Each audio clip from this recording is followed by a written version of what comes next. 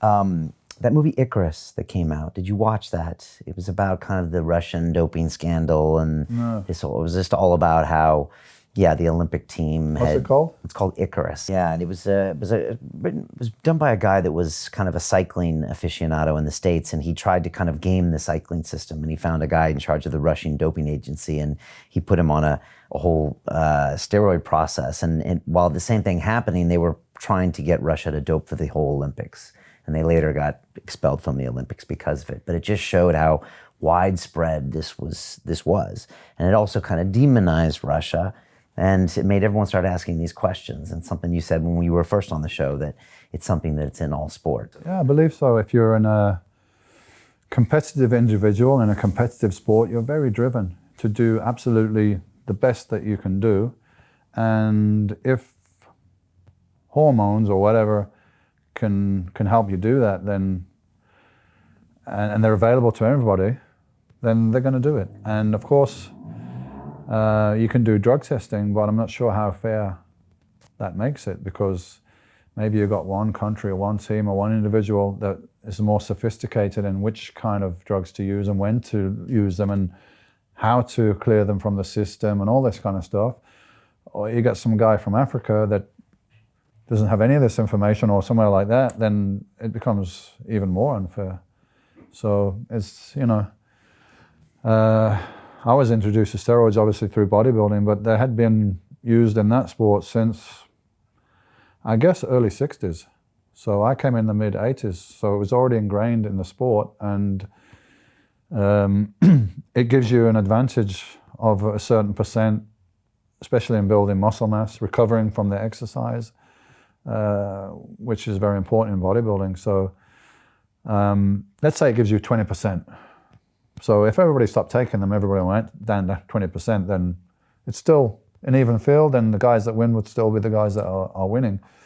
So if there was a world where there was no steroids available or whatever available, I think that would be great. And it would be great for bodybuilding, because nobody then could point the finger and say, hey, look, all these guys, they're only like that because of using hormones. Obviously, the level would drop down. They did do a drug testing Mr. Olympia in 1990. And the guys, I think one guy failed, but most of them passed. And they were down very noticeably. And the fans were not like, hey, we saw something better before, we don't really want to see this. And so, ticket sales and everything.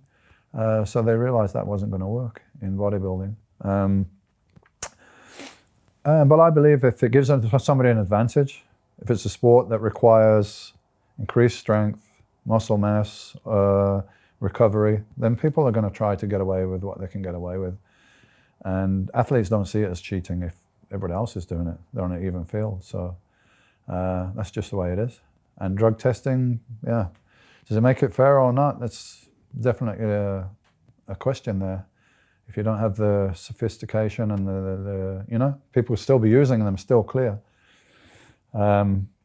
I got a story about Ben Johnson, but I don't know if I can tell it. Well, maybe I can, because he told me. So him and his doctor, I met them in Canada at a conference there, which was about sports and weight training and injuries. And I was there as a bodybuilder, and Bill Kazmaier was there as a strongman and powerlifter, and Ben Johnson was there with his doctor, and they had a whole forum on drugs in sport and so on. And what I was told there, I'm not going to say who told me, what I was told there was that every runner in that final, that Ben Johnson lost his medal and his placing for a positive drug test. Every runner tested positive. That's what I was told. I don't know if it's true or not, but that's what I was told. And CBS were the American TV show that were sponsoring it, and they said, obviously you can't, they're going to destroy the whole thing if we expose this, so just pick one guy and make sure he's not American.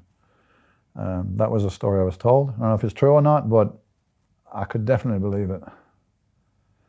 So, and Ben Johnson was held up to the world as this bad guy, that cheated to win and everything, but I definitely don't think that's the case.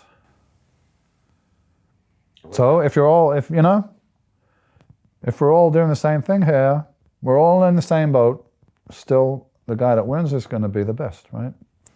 What about fighters? Like UFC fighters?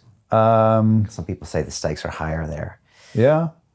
Well, I don't know what kind of testing they have in place and everything. But again, if people can do it, they will. And I've seen some fighters that I don't know personally, but I know their trainers and I know people and I know for sure they were. And not naming any names, but sometimes you can see guys, they put in a lot of muscle size pretty quick, and sometimes they might lose it and whatever. But yeah, so if it's going to give you an advantage, then I think people are going to do it. Competitive mindset.